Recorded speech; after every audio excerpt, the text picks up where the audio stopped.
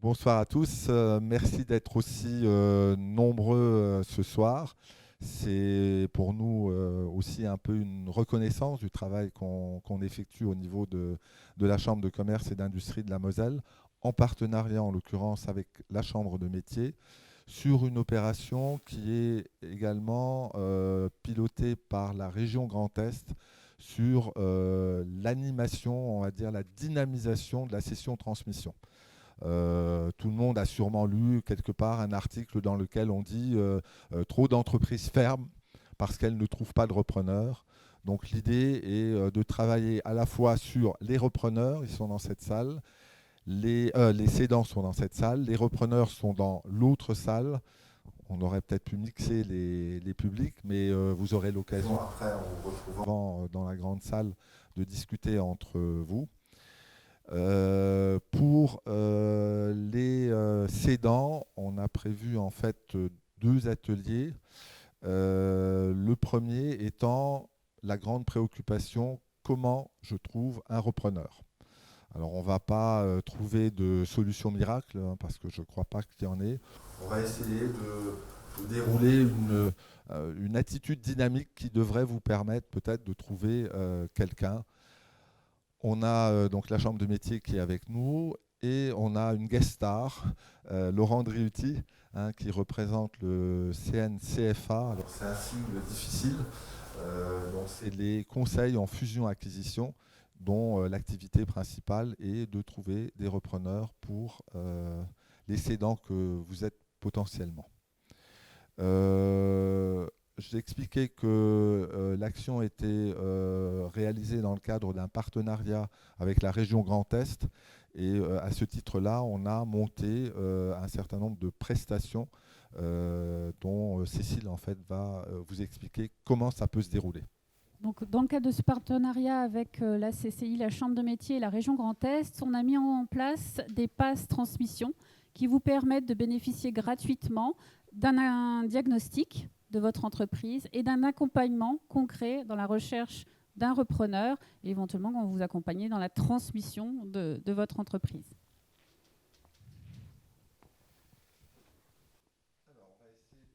On va essayer de rentrer dans le vif du sujet et la première question qu'on va se poser, c'est tout simplement, êtes-vous prêt à transmettre? Est-ce que vous êtes bien dans la dynamique qui va vous permettre en fait d'aller vers cette transmission? On va dérouler deux approches. La première, je te laisse.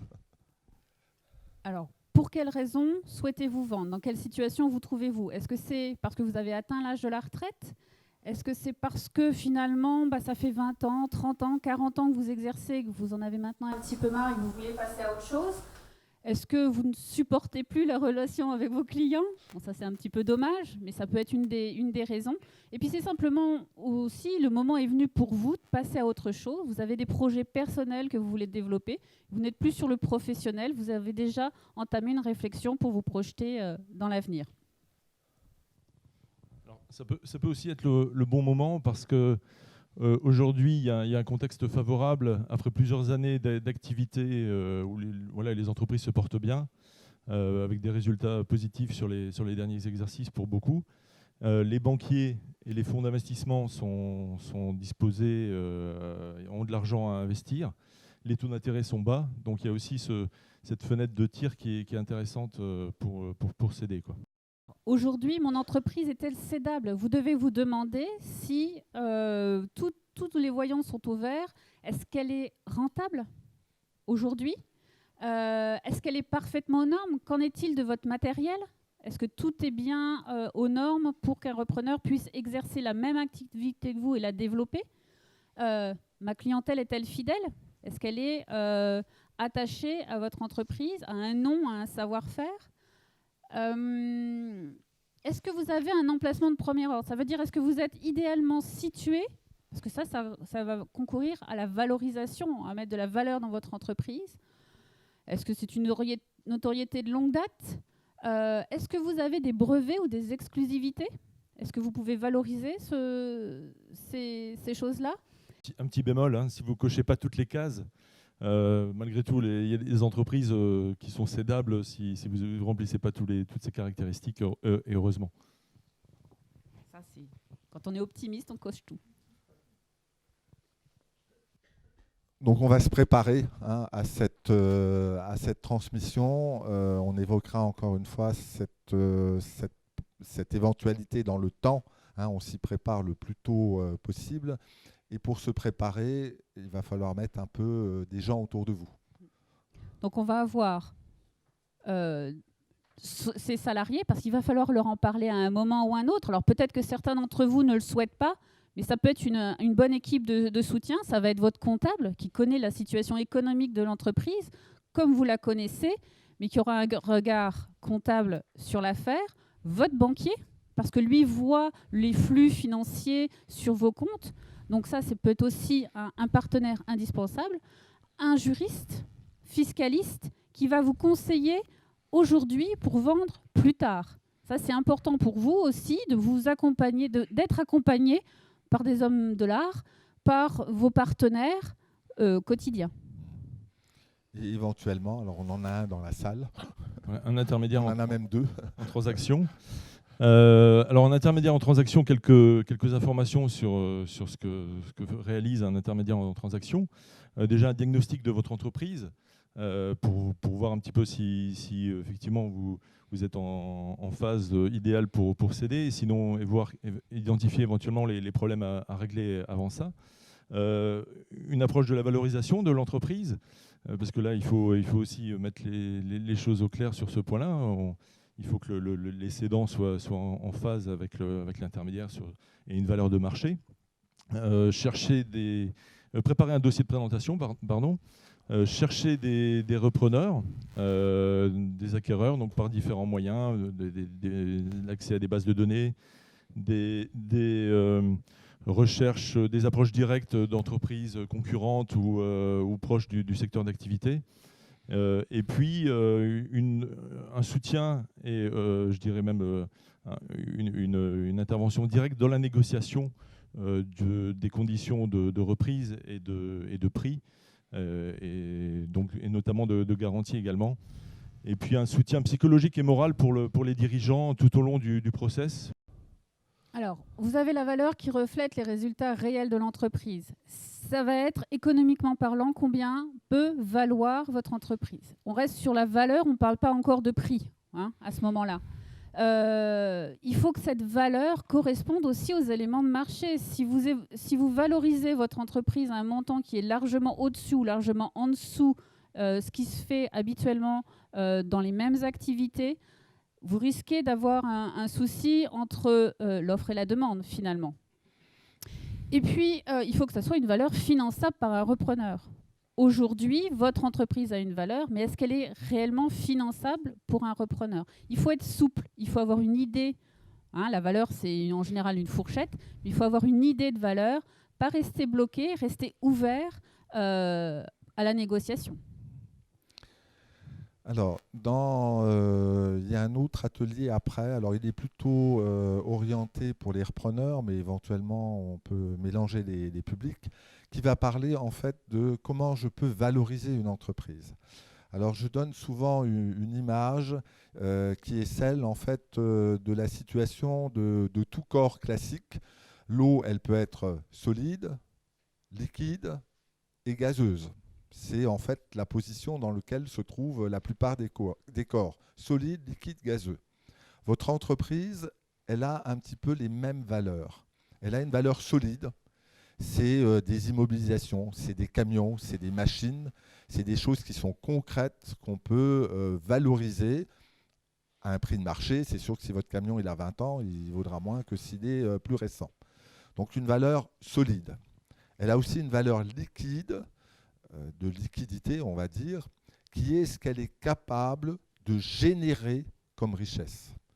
Et la valeur de votre entreprise, elle correspondra à ce qu'elle peut, en 3, 4, 5 ans, générer comme richesse pour le repreneur. Et puis, de plus en plus, aujourd'hui, elle aura une valeur, alors je vais le mettre du côté gazeux, donc c'est un peu plus ésotérique, mais c'est toutes sortes d'éléments qui font que vous valoriserez mieux votre entreprise. C'est la clientèle, c'est un emplacement, c'est un nom, c'est des savoir-faire, c'est une équipe autour de vous, c'est une notoriété. Quelqu'un peut acheter aujourd'hui une entreprise juste parce qu'elle a été créée, je ne sais pas moi, en 1956 et que sur la vitrine, ça fera très bien depuis 1956. La valeur de l'entreprise, elle réside dans son antériorité. Donc, bien sûr, on va regarder le matériel. Bien sûr, on va regarder quelle est la capacité financière de votre entreprise à générer des résultats, mais on va aussi regarder tout l'environnement dans lequel elle se trouve. Et la valeur, elle peut être aussi beaucoup liée, et notamment un peu la plus-value que vous allez pouvoir en tirer à cette situation un peu plus généraliste. Alors, pour bien céder une entreprise, il faut faire un dossier. Je suis parfois, je vais vous tacler un petit peu, effaré quand je vais voir un chef d'entreprise et qu'il dit « tous mes comptes sont chez le comptable ». Si vous voulez commencer à céder votre entreprise, il va falloir vous-même vous approprier tous ces documents. Il va falloir constituer en fait un dossier qui va permettre au repreneur de se faire assez rapidement une idée de votre entreprise pour que lui ne perde pas de temps, mais que vous n'en perdiez pas non plus. Alors bien sûr, on a le sentiment de dévoiler en fait les secrets internes de l'entreprise. Ça, je suis bien d'accord. Donc ça veut dire qu'on va essayer de caler au mieux, de calibrer au mieux les documents qu'on va en fait transmettre au repreneur. Mais j'ai envie de vous pousser vers quelque chose d'un peu plus loin. Il faut que votre repreneur, il s'approprie, il rentre dans votre entreprise au-delà de simplement les comptes. Il faut que ça devienne pour lui son projet de vie pour les 5 ou 10 ans qui viennent. Je vais faire un parallèle. On pourrait le faire très souvent dans ce qui nous préoccupe, c'est l'immobilier. Vous avez tous vu M6, Stéphane Plaza qui vend des appartements. La première chose quand le client vient dans l'appartement, il dit « je ne me projette pas dans cet appartement ». Votre repreneur, il faut qu'il se projette dans votre entreprise. Il faut qu'il ait le sentiment qu'il va pouvoir faire sa vie demain dans cette entreprise. Ça veut dire que vous allez lui donner des comptes, mais vous allez aussi lui donner peut-être d'une certaine façon vos projets pour l'avenir, pour qu'il puisse s'approprier ces projets. Ce sera aussi pour lui le moyen d'aller négocier chez son banquier avec des projets qui paraîtront relativement crédibles, puisque vous, cédant, dites si j'avais 20 ans de moins et encore pas mes 2 prothèses de hanche, c'est ce que je ferais. Voilà. Vous mettez votre repreneur en situation de s'identifier dans cette entreprise et vous l'aidez à aller négocier tout simplement son prêt. On parlait avant d'avoir le banquier avec soi. Le banquier, ça sera peut-être le financeur du repreneur. Donc il faut qu'il soit en phase avec vous dans l'opération. Bon, ça fera un peu de papier. Oui. Oui, donc concernant le dossier, il y a un point important également, c'est qu'il ne faut pas chercher à cacher des choses. Je veux dire, il y a peut-être des points de difficulté dans vos entreprises. Il ne faut surtout pas chercher à les cacher, parce que lors d'une vente d'entreprise, à un moment donné, il y a des audits qui sont réalisés par les conseils du repreneur, un audit juridique, un audit fiscal, un audit social, un fiscal et financier.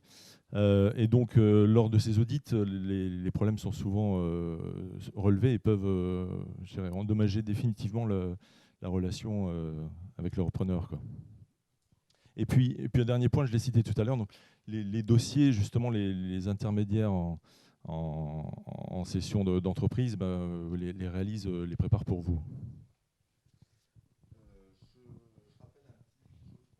Je rappelle une petite chose qu'on oublie parfois, c'est n'oubliez pas que vous êtes légalement aujourd'hui tenu parfois de prévenir aux salariés de la cession. Et qu'il y a un délai de 2 mois, parce que d'une certaine façon, ils peuvent être prioritaires, en fait, proposer une offre ou une contre-offre dans l'opération. Donc penser aussi à cette réglementation. Vous avez élaboré votre projet, vous avez tous les documents nécessaires, vous avez pris les contacts qu'il faut. Mais est-ce que vous avez fait, à titre personnel, un bilan retraite, un bilan assurantiel, un bilan social? Est-ce que vous avez la possibilité aujourd'hui de me dire, parmi vous, qui a ces trimestres, qui ne les a pas, combien il vous en reste? Ça, c'est important, hein, de savoir où vous en êtes aujourd'hui. Ça vous permet de vous projeter dans l'avenir. Ça vous permet aussi de développer un projet personnel et plus tant professionnel, comme vous l'avez fait pendant très longtemps. Donc, voilà, projetez-vous. Il faut que vous soyez prêts. C'est difficile. Vous avez créé votre entreprise, vous y avez sacrifié du temps, de l'énergie, de l'argent, peut-être des relations. Il faut maintenant se projeter vers autre chose. Donc, il faut abandonner pour pouvoir, la partie professionnelle, pour pouvoir vous projeter dans le personnel. Pourquoi pas partir en vacances? Ok, donc on continue la démarche. Alors, le raisonnement que je vais faire là, c'est finalement le raisonnement que vous faites quand vous êtes chef d'entreprise vis-à-vis de vos activités quotidiennes. Je suis parfois un peu étonné, j'ai des chefs d'entreprise extrêmement brillants dans leurs affaires et qui le sont parfois un peu moins quand ils abordent leur situation personnelle. Parce qu'ils l'ont mise finalement un peu en retrait pendant longtemps et que c'est l'entreprise qui a, je dirais, capté d'une certaine façon toute leur énergie. Alors, quand vous cherchez des clients, votre client, ça peut être la personne qui passe dans la rue, là. Et à un moment donné, vous allez essayer de faire de ce client, de cette personne qui passe dans la rue, un de vos clients, en utilisant par exemple des critères de sélection en disant moi mes clients c'est des gens de 40 ans qui habitent en ville, etc. Et vous allez pouvoir communiquer vis-à-vis de ces clients parce que vous passez en fait d'un client lambda à quelqu'un que vous allez un peu plus identifier, avec qui vous allez pouvoir communiquer. Votre stratégie en fait pour trouver un repreneur, elle est d'une certaine façon bâtie de la même façon. C'est n'importe qui passe dans la rue qui peut être votre éventuel repreneur, sauf qu'à un moment donné, vous allez définir un certain nombre de critères de la personne qui idéalement est susceptible de prendre votre entreprise, et ça va être plus facile de communiquer envers lui. Donc vous allez passer de ce que j'appellerais un prospect indifférencié à un prospect identifié, parce que vous allez mettre en place un certain nombre de critères qui vont dire, voilà, il faut qu'il ait à peu près tant d'apport personnel, il faut que ce soit plutôt un ingénieur, peut-être plutôt quelqu'un de 40 ans, parce que j'ai une équipe de travail, il faut qu'il ait quand même quelques compétences de management, parce que sinon, il va me foutre le bordel avec tout le monde et tout le monde va se barrer. Donc, à un moment donné, c'est des choses qui vont vous permettre de resserrer la façon dont vous allez rechercher en fait votre repreneur. Et on va le voir, on va essayer de travailler par cercle concentrique en commençant au plus proche et en élargissant le cercle. Et à la fin, quand on aura épuisé cette phase-là, on n'aura pas d'autre choix que peut-être de communiquer plus activement via éventuellement une annonce. Alors on va détailler ça. Dans les cercles, on a les proches, vos enfants, la famille proche, qui seraient susceptibles éventuellement de reprendre. Avez-vous posé la question ? On a aussi les salariés. Ceux qui en ont peuvent éventuellement leur demander, ou en tout cas, vous avez peut-être identifié des compétences ou des ambitions à la reprise d'entreprise. Les acteurs du secteur, chambre de commerce, chambre de métier, tous les partenaires dont on a parlé tout à l'heure. Syndicats professionnels, voilà, corporations. Et puis au sens large, passer une annonce. Il va falloir à un moment ou à un autre en parler et donc passer une annonce. Juste pour ajouter des points sur les quatre cercles concentriques. Concernant vos proches, et ça c'est dans le cadre de la préparation de la session, il y a par exemple ce qu'on appelle le pacte Dutreil et que vous pouvez évoquer avec votre notaire, qui vous permet de céder, de transmettre à vos enfants avec des avantages fiscaux non négligeables. Donc ça c'est des choses à anticiper, vous ne pouvez pas le faire à la dernière minute. Concernant les salariés, je dirais que moi, c'est la première question que je pose aux dirigeants, après la famille, parce que ça semble évident. Si vous avez des équipes en qui vous avez confiance, ou vous pensez qu'il y a une ou plusieurs personnes qui peuvent reprendre l'entreprise, je dirais que c'est la meilleure solution. Pour vous, c'est plus rapide également. Et puis, par contre, parfois se pose le problème de financement, mais là, il y a des possibilités, il y a des associations aussi qui aident la reprise par les salariés, donc ça peut aussi aider. Donc les acteurs du secteur, donc je te laisse peut-être... Alors on a cette opération aujourd'hui, c'est un peu aussi la réunion de différentes forces. C'est la chambre de métier, c'est la chambre de commerce, mais c'est aussi l'ordre des avocats qui intervient dans la salle d'à côté, c'est l'ordre des notaires, c'est l'ordre des experts comptables. On essaye d'avoir une commune action en fait pour favoriser, pour aider les cédants à se projeter vers cette action qui est difficile et recueillir aussi d'une certaine façon des candidatures en se disant voilà, j'ai rencontré un tel, il est potentiellement repreneur et est-ce que je peux à un moment donné faire un mariage?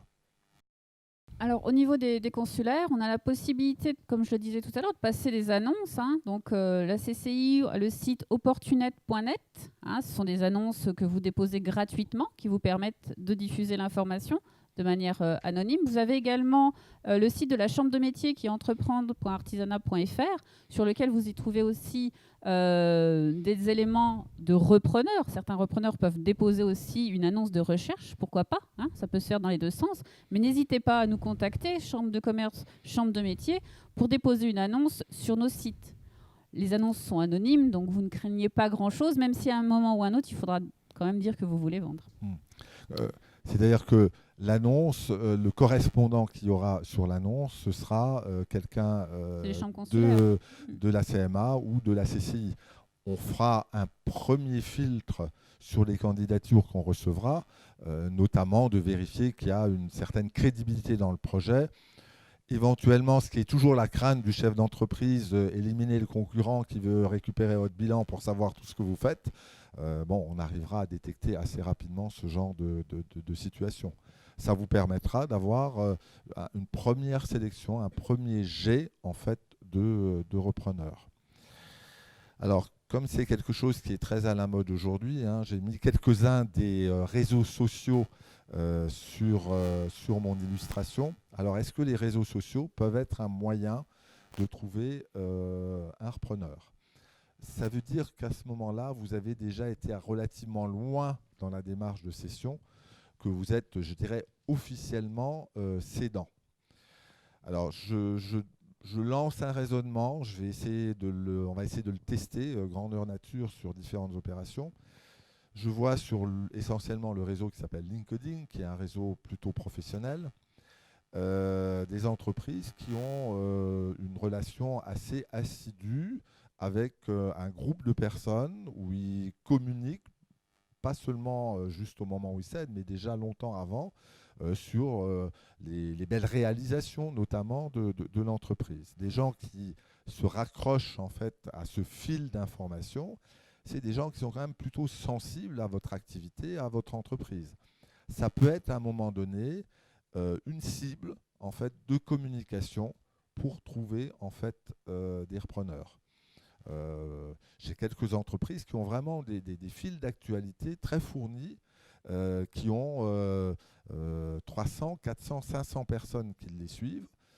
Peut-être que parmi ces 300, 400, parce on sera parti de la personne indifférenciée vers quelqu'un qui rentre dans votre champ de réflexion et qui peut donc être ce repreneur potentiel. Juste oser toutes les opportunités pour que l'information circule. Ne vous mettez pas de frein. On parlait des sites des chambres consulaires, on parlait des réseaux. Il n'y a pas de mauvais vecteur d'information si vous voulez vendre et que vous êtes sûr de votre projet.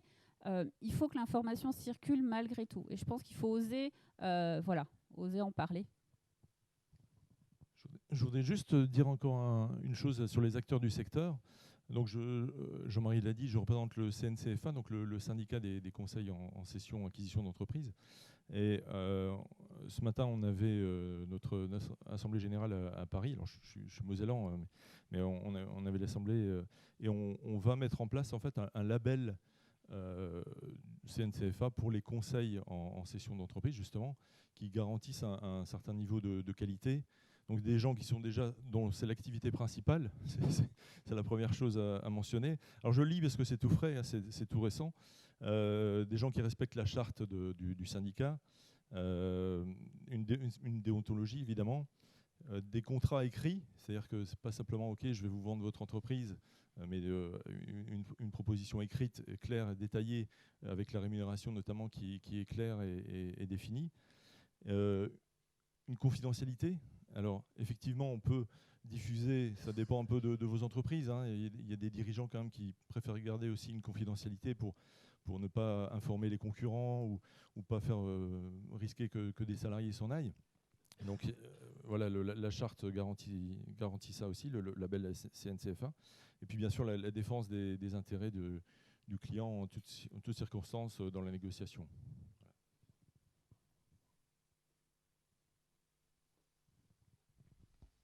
Bon, on a bien travaillé et puis on voit qu'on a quelques repreneurs en vue avec lesquels on va pouvoir essayer d'avancer en fait sur notre projet. Alors, bien sûr, à un moment donné, il va falloir, je dirais, éliminer peut-être certains repreneurs parce que les choses n'iront pas plus loin. Essayons de ne faire perdre de temps à personne, que ce soit aux cédants, que ce soit aux repreneurs. Il peut y avoir, par exemple, simplement des questions de timing. Vous voulez céder dans 2 ans, le repreneur veut reprendre tout de suite, ça ne collera pas, ou inversement. Ou alors le profil est relativement éloigné et vous vous dites, est-ce qu'il va réussir à s'habituer à la spécificité de son entreprise? Après, on peut parfois chercher des profils un peu en décalage. Et parfois des affaires que tu as fait, Laurent, le profil n'était pas celui qu'on avait imaginé au départ. Tout à fait, tout à fait. Je pense qu'il ne faut pas se mettre des barrières. C'est clair qu'il est préférable que le repreneur connaisse le secteur d'activité, les compétences techniques, mais il ne faut pas se mettre des barrières. Il y a des gens, moi je suis un ancien repreneur et cédant, j'ai repris une société dont je ne connaissais pas le secteur d'activité et j'ai cédé dernièrement encore une activité à un repreneur qui ne connaissait pas le secteur d'activité et ça se passe bien. Donc il faut pas se mettre de barrières et se dire vraiment je cherche le mouton à 5 pattes qui va reprendre ma société. Cécile, pour la danse de séduction. En fait, l'idée, c'est d'être ouvert et d'être accueillant. Voilà. Vous devez présenter, ne rien cacher, on en a parlé, vous devez être en harmonie. Ou êtes-vous en harmonie avec le repreneur? C'est-à-dire, vous projetez-vous dans le repreneur et est-ce que lui peut se voir en vous dans le futur? Ça, c'est important. Négocier le prix. On a parlé de valeur tout à l'heure. Là, on parle de prix. Le prix, c'est le montant du chèque. Donc, ne soyez pas... Voilà. Il faut rester ouvert. Vous pouvez négocier les conditions de reprise. Ça aura une influence sur le prix. Est-ce que vous allez rester? Est-ce que vous allez partir immédiatement? Tout ça va pouvoir... Tout ça va découler du dossier que vous aurez monté, tant professionnel que personnel. Et puis, malgré tout, il faudra faire des concessions parce que si vous avez un repreneur, il faudra peut-être faire une concession sur le prix pour vendre plutôt que de renoncer à une cession. Hein? Après, tout dépend. Chaque cas est différent, mais restez ouvert d'esprit. Alors, tout ça se fait dans le temps. Il y a un petit jeu de patience dans l'opération et il y a un timing qui prend quelques jours. Alors, on dit souvent 1000 jours pour se préparer. Un peu plus de 2 ans pour mettre votre entreprise dans la situation d'être cédée le plus facilement possible. Je vais donner un exemple, une entreprise qui fonctionne extrêmement bien, mais qui a 500 000 € de trésorerie sur le compte bancaire. Le repreneur, il va dire oui, je fais quoi de ça? Je reprends je reprends vos actions, mais avec ce montant-là, ça ne m'arrange pas tellement. Voilà. Même si on va faire une transaction bancaire qui va régler le problème. Mais il n'est pas utile de laisser à la veille de la session autant d'argent sur les comptes bancaires. Allez, on se fixe un objectif, 200 jours pour trouver quelqu'un et on a dit 150 jours pour négocier. Ça fait quand même un certain temps, ça. Alors après, il y a peut-être quelques astuces pour aller plus rapidement. Oui, alors, 1000 jours, effectivement, ça peut prendre 3 ans, mais bon, il y a des sociétés qui sont prêtes. Si une société bien gérée, normalement, avec des bons conseils, en principe, elle n'est pas très loin d'être prête pour être vendue. Hein, donc ça peut être sensiblement plus court. 200 jours pour trouver, oui, c'est le temps que ça peut prendre. Ça peut être plus rapide, ça peut être parfois plus long. Ça dépend aussi des spécificités de l'entreprise. 150 jours pour négocier, je dirais que ça... je rajouterais pour négocier peut-être, mais après la négociation, les repreneurs vont chercher du financement. Il va y avoir, j'en ai parlé tout à l'heure, il va y avoir des audits. Donc ça prend même plus de temps que la négociation. Donc ça peut prendre du temps également. 150 jours, bon, c'est raisonnable, mais ça peut être plus long également. Et puis après, il y a un point qui n'a pas été mentionné, c'est qu'est-ce qui se passe après la session. Une fois que vous avez vendu, un peu de suspense. Donc là, il y a une partie d'accompagnement, en fait. Dans la plupart des sessions, pour que les choses se passent bien, le cédant accompagne le ou les repreneurs pour présenter les clients, présenter les fournisseurs, mettre en place dans l'activité. Il ne faut pas que ça soit trop intrusif, parce que le repreneur doit quand même prendre sa place auprès des salariés, mais c'est une part importante qui varie entre 2 et 6 mois, voire plus. Je ne suis pas trop favorable à des accompagnements très longs. Alors, on arrive petit à petit au terme de notre intervention. Si on veut résumer la situation, première chose, je me prépare à la transmission. Je prépare aussi mon entreprise à être transmise et je formalise ça à travers un dossier. Vous avez besoin d'un dossier pour aller plus loin. À partir de là, on va chercher notre repreneur dans un premier cercle d'abord et puis petit à petit, on va élargir en fait notre champ d'action pour à un moment donné vraiment aller, je dirais, à la lumière, avoir une annonce identifiée sur un certain nombre de sites, avoir fait appel à un intervenant extérieur, etc. Commençons par un cercle restreint et élargissons petit à petit le cercle. Et dernière étape, je crois qu'il faut vraiment être, je dis, proactif dans la négociation. N'hésitez pas à donner vos projets au repreneur. Il arrivera chez le banquier avec quelque chose de crédible et il trouvera plus facilement le financement. Même si vous êtes tombé d'accord sur un prix et que votre repreneur n'arrive pas à se faire financer, on n'aura pas avancé d'un iota. Il faut aussi aider votre repreneur à être crédible. On avait dit qu'il était possible d'avoir des gens qui soient un peu hors cible. Il faudra d'autant plus les aider à passer cette barrière du financement.